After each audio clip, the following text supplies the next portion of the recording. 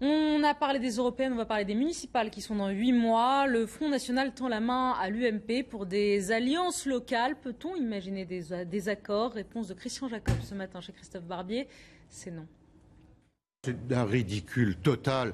C'est pas consigne aujourd'hui. On n'a jamais passé d'accord avec le Front National, ni hier, ni aujourd'hui, ni demain. C'est un sujet sur lequel il n'y a pas de discussion, il n'y a pas de débat. C'est non. Ok, d'accord. Le problème, c'est le sondage que vous allez voir, c'est que la moitié des sympathisants de droite sont favorables, UMP, sont favorables à des alliances UMP-FN, et c'est 60% chez les sympathisants Front National. Manifestement, les militants ou les sympathisants ont envie de ces alliances-là. Qu'est-ce que vous en pensez? Écoutez, la base de l'UMP a toujours été plus à droite que ses dirigeants, d'une part.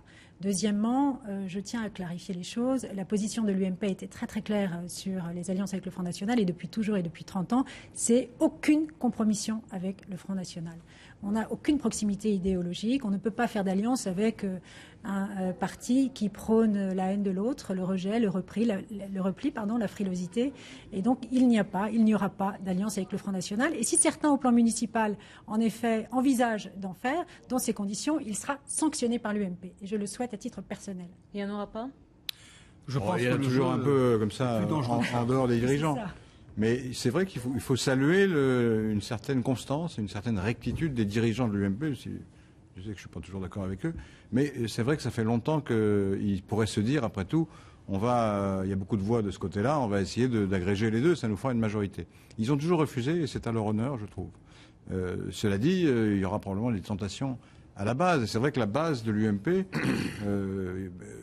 pense qu'il n'y a pas vraiment de différence idéologique. Ce en quoi d'ailleurs elle se trompe, pas seulement sur les questions de xénophobie ou d'intolérance, mais aussi sur la question européenne. Là, ils sont totalement en désaccord total, puisque le Front National veut sortir de l'Europe, en fait, et que l'UMP veut y rester. Ça fait une grosse différence. Edouard Dorian-Sipel, vous soulignez aussi, comme Laurent Geoffrin, la rectitude des dirigeants de l'UMP sur cette question? Moi, je ne crois pas à ça, parce que je pense que c'est beaucoup plus pervers. Je parle des alliances. Alliances, oui, les alliances, pour l'instant, ils ne sont pas en situation de le faire.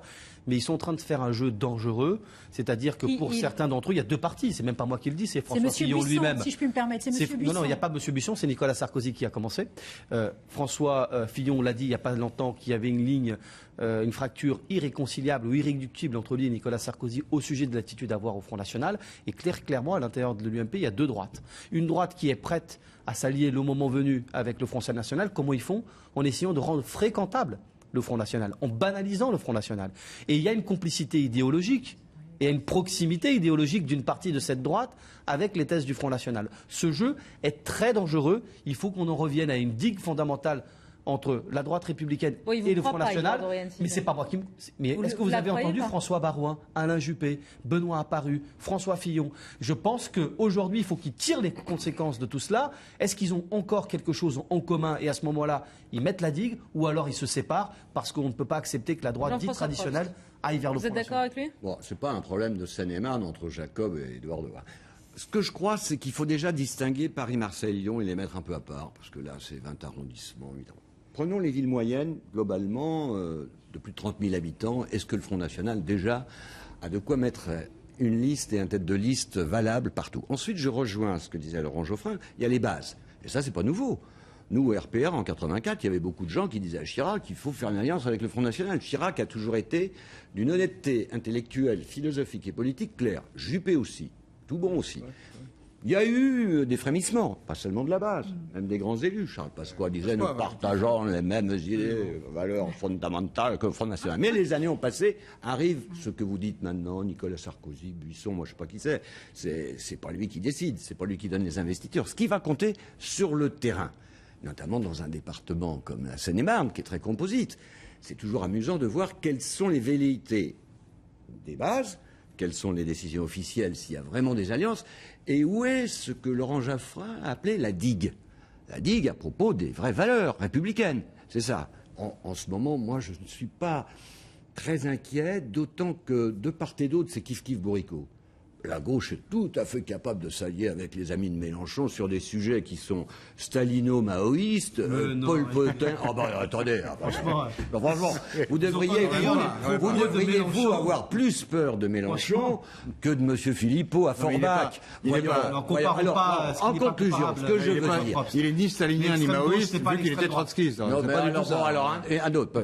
Laurent Geoffrin était déjà à Sciences Po un spécialiste de tous ces groupuscules d'extrême gauche. Non, entre l'extrême gauche et l'extrême droite, c'est pas pareil. Ce qui compte pour les municipales, vous le savez bien, parce que vous allez être candidat, c'est le rassemblement des gens qui veulent traiter des problèmes de logement, de sécurité, de propreté, etc. Et à Paris, je me tourne vers le 15e, c'est pas le Front National qui va arbitrer entre Mme Hidalgo et M. Goujon.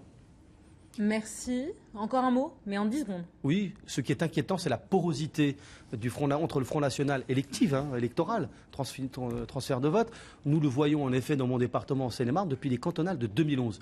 Nous avions alerté sur ce processus et l'UMP joue un jeu dangereux à essayer de se rapprocher et à laisser faire. Oui, mais cher Eduardo, le bon dans la municipale, c'est que c'est la jonction entre la proportionnelle et le fait majoritaire. Il y a les deux. Donc il y a quand même les garde-fous que les socialistes n'avaient pas mis en 2006, quand grâce à la proportionnelle, M. Fabius, Premier ministre, et M. le Président Mitterrand ont amené 32 députés du Front National à l'Assemblée. Merci à tous les quatre d'avoir participé à ce débat. C'était On ne va pas se mentir. Merci à vous. À tout de suite. La grande édition sur iTélé. Très bonne soirée. Il n'y a pas de coup de cœur ni de coup de gueule. Il n'y a pas de coup de cœur, on n'a pas le temps.